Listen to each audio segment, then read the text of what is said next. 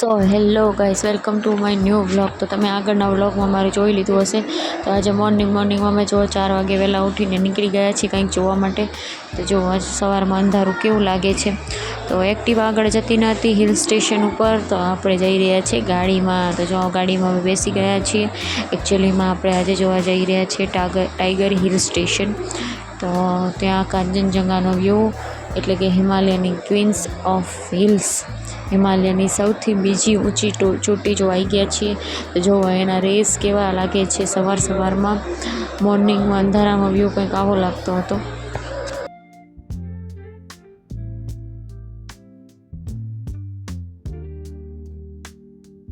પછી જેમ જેમ સવાર થઈ એમ એની ઉપર કિરણો પડતા હતા સૂર્ય ભગવાનના.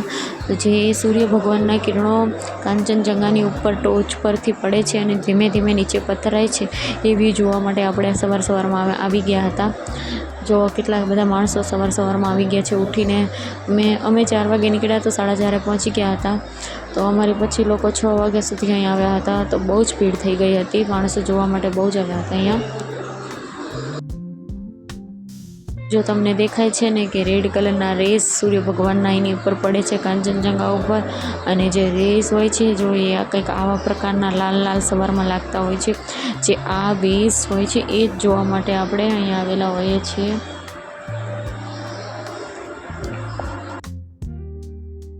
ચમકતો તારો દેખાય એ શુક્રનો તારો છે. તો તમે સવારમાં જોઈ લો કે શુક્રનો તારો હિમાલયની સામે કેવો તળેટીમાં અખંડ ઊભો રહ્યો છે. તો આ એક વ્યૂ હતો સવારનો, એ તમને મારે દેખાડવાનો હતો. તો તમે પણ હિમાલયને દર્શન કરી લો. એવું કહેવામાં આવે છે કે કાંચનજંગાની ટોચ ઉપર ભગવાન હનુમાન દાદા, એટલે ભગવાન બજરંગબલી તપ કરી રહ્યા છે. જે ભાગ્યશાળી હોય એને જ દેખાય છે, અને જે સાત્વિક લોકો હોય છે એને જ આ ભગવાન દેખાય છે.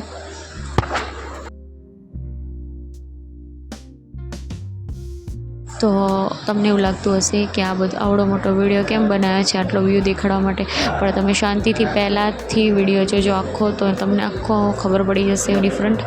કારણ કે એની ઉપર જે ઉપર તળેટીથી ધીમે ધીમે પ્રકાશ નીચે પથરાય છે પર્વત ઉપર, એ જ વસ્તુ બતાવવાની છે આપણે.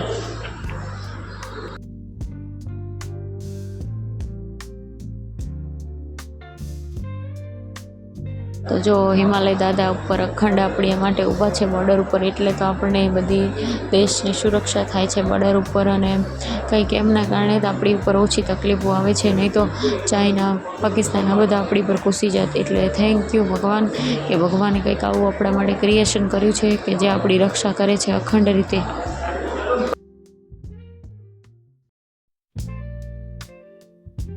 તો જોઈ લો, અમે પણ સવારમાં ખાલી મોઢું ધોઈને આવી ગયા હતા. ફ્રેશ થવાનો પણ ટાઈમ નહોતો, કારણ કે ફ્રેશ થવા રહીએ તો જો આ બધી પબ્લિક છે ને, પછી એમની પાછળ ઊભું રહેવાનો વારો આવત અને ત્યાંથી વ્યૂ સારા દેખાત નહીં.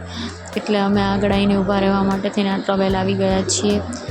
જો કેવો મસ્ત વ્યૂ છે. લોકો આ જ નિહાળવા માટે ટિકિટો ભરીને ઉપર આવે છે. તમે જ્યારે દાર્જિલિંગ આવો અને તમે આ વસ્તુ ના જુઓ તો તમારો આખો ટૂર ફેલ જાય છે. એટલે જ્યારે પણ તમે ફરવા આવો ત્યારે આ જોવાનું ભૂલશો નહીં.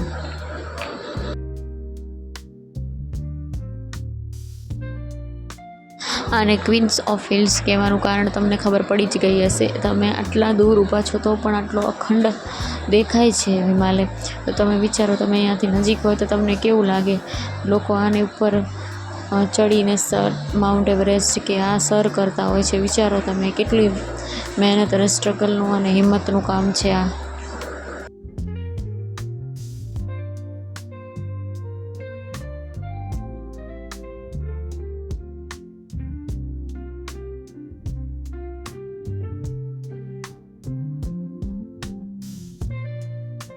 તો જો સરસ રીતનો કાંચનજંગાનો વ્યૂ હવે તમને દેખાઈ જશે. તમે જોઈ લો બધા, કેવો મસ્ત લાગે છે હિમાલયન.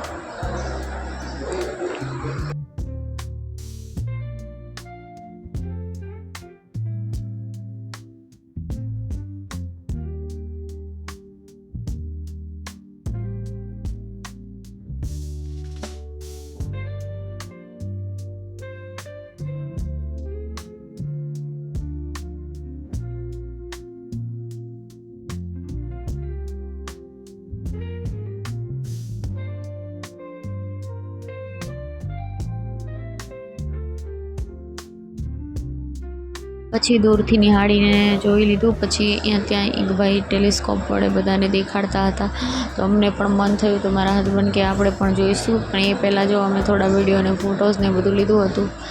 અને જો મારા હસબન્ડ પણ જોઈ રહ્યા છે ટેલિસ્કોપમાં, એ નજીકથી બહુ સરસ દેખાતો હતો. ભવ્ય નજરાણો ટેલિસ્કોપમાં જોવાની મજા આવે છે, પણ મેં એ મજા લઈ લીધી હતી. પછી મને પણ એ ઈચ્છા થઈ ગઈ હતી લેવાની.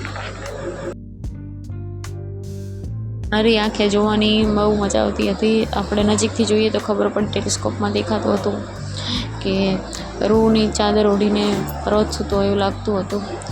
પછી જો અમે ત્યાંના વિડીયોઝને ફોટોઝને બધું થોડુંક લીધું હતું અને પછી નીકળી ગયા અમે રૂમ પર આવીને ફટાફટ અમે નાસ્તો કરી લીધો હતો. નાસ્તો કરીને રેડી થઈને અમે નીકળી ગયા હતા. આજે અમારે ચેકઆઉટનો ટાઈમ થઈ ગયો હતો, તો તમે બધી બેગ લઈને જ તો નીકળી પડ્યા હતા.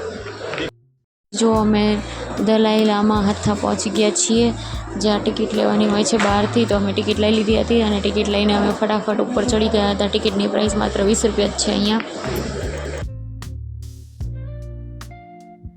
આ બાજુ ફરવાનું એ જ મસ્ત કારણ છે કે અહીંયા બધી ટિકિટો બહુ ઓછા પૈસાની હોય છે, ખાલી ટ્રાવેલિંગના જ પૈસા થાય છે. તો જો અમે બધા વ્યૂ નિહાળતા અને વ્યૂ જોતા ઉપર ચડી રહ્યા છીએ. ઉપરનો વ્યૂ તો બહુ સરસ હતો, તમને દેખાડી દઉં છું. મારા હસબન્ડ જો આગળ જઈ રહ્યા છે અને અહીંયા પેલા કોસ્ચ્યુમ પણ મળતા હતા. તો આ છે આખા પામના ટ્રીનો બગીચો, જે પામ ઓઇલ આપણે કહીએ છીએ ને એનો બગીચો હતો આ ઝાડનો. તો આ ઝાડ આ બાજુ જ જોવા મળે છે, બાકી ક્યાંય જોવા મળતા નથી.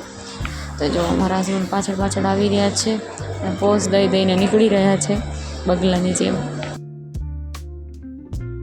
કોસ્ચ્યુમ પહેરવાની ઈચ્છા થઈ ગઈ તો અમે પહેરી દીધા કોસ્ચ્યુમ પહેરીને અમે ફોટોઝ અને વિડીયોઝ કર્યા હતા.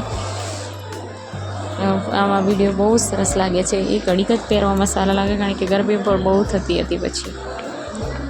પછી કિચનમાં આવીને મોમોસ ખાતા. મોમોસ ખાઈને અમે નીચે ઉતરી ગયા હતા અને અમે પછી પહોંચી ગયા લવર્સ મીટ પોઈન્ટ, જ્યાં ટ્રિસ્ટા નદી અને રંગીત નદી બંને મિક્સ થતી હતી, એટલે મતલબ બે ક્રોસ થતી હતી.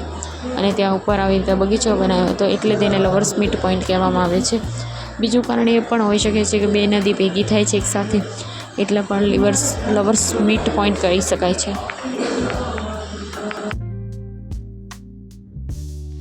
તો ત્યાં પછી જો આવી રીતનો વ્યૂ હતો સરસ. બહુ નજીકથી તો બહુ સરસ આ નદી દેખાતી હતી. એનો આખો નદીનો વહેણ છેક સિલિગુડી સુધી પહોંચે છે. જો બે નદી મિક્સ થઈ છે, એ કેવો ડિફરન્સ ચોખ્ખો દેખાઈ રહ્યો છે.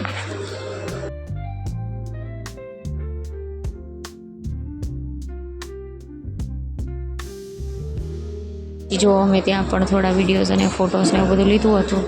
પછી વિડીયોઝને ફોટોને એવું લઈને નાસ્તાના કાઉન્ટર પર ગયા. ત્યાં અમે ચણા અને ફ્રૂટ સલાડ ખાધો હતો. જો મારા હસબન્ડ ચણા લઈને આવી રહ્યા છે. તો જો ફ્રૂટ સલાડ અને ચણા અને એવું બધું ખાઈ અને અમે નીકળી પડ્યા હતા અમારી નેક્સ્ટ ડેસ્ટિનેશન માટે. તો તમે ચેનલને સબસ્ક્રાઈબ કરી નાખજો.